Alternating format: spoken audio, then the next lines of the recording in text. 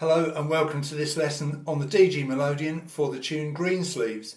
I guess most of us know this tune. There is a largely apocryphal story that Henry VIII, King of England, wrote this, but like I say, it's probably not true. From the style of it, it's more likely to have come a bit later in the Elizabethan age. Anyway, it's a lovely tune. It's one of those tunes that people play in different ways, and I'll try and show you what I mean. I think the correct start is like this. That note there, which is a C sharp. A lot of people play it with a C there, which sounds right as well, doesn't it? But I think the correct note is that C sharp, and because of that C sharp, we're actually in E Dorian mode. So it's that C sharp really is the clincher that is in E Dorian, and as I say, all F's and C's are sharpened by default from the key signature, and we also have this note of D sharp, which is the leading note, the seventh. This note here, and because we can only get it on a typical setup, typical layout for a DG on this button 1 on the G row on the pull, we're having to play the tune higher pitched in the upper octave of the instrument, and so that makes it a little bit difficult if we're used to mainly playing in this lower octave. So it gives us some good practice on that. So let's get started. So it is a waltz, 3 beats to the bar. Don't play it too fast, and that'll give you much more chance to get the notes right. Faster you play, the harder it is, typical thing. It says no chord on the first note, NC, so play it pretty slowly. You're going to start on this note here, E, which is pos plus 4, so 4 down from the root position. There's your root position. So 1, 2, 3, 4. So it's quite a long way down. Obviously, the nearest to the floor you go on the melodeon, the higher pitched the notes are. So a long preamble there. It also says underneath the title, if your instrument has a B major chord or a B5 chord, that's fine.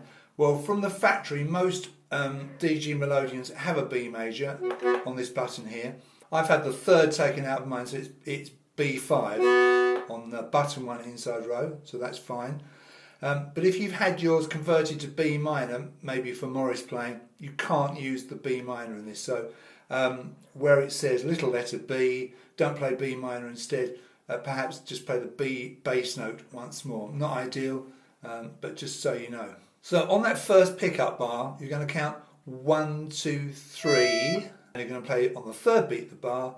The note is E. In the space of the fourth space of the treble clef is the note E. It's on the pull, finger 1. It's a crotchet, so it's 1, 2, 3, and then you're into the first proper bar. And that sounds like this. Now, the right hand there, it's the next button down on the pull, gives you G, and then you can see the next note has a diamond-shaped heads. In this tune, because your root note is found on the D row, we think of the D row as the main row and the G row as the sort of other row, if you like. So notes on the D row are going to have normal heads, and if I want you to play any notes on the G row, I give them diamond heads, diamond-shaped heads. And this note here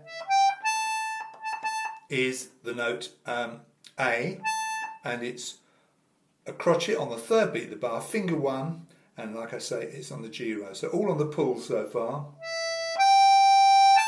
And the left hand, we're going to do our typical pa pa. The is the E bass note, which is button 2 inside row on the pull, finger 2, and then the E minor chord is button 1 inside row.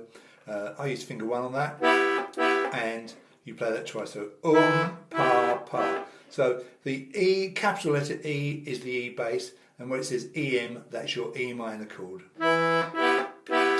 Now, chords on melodeon music tend to have a lowercase for the letter, but I always think that looks a bit weird, a lowercase E and an M.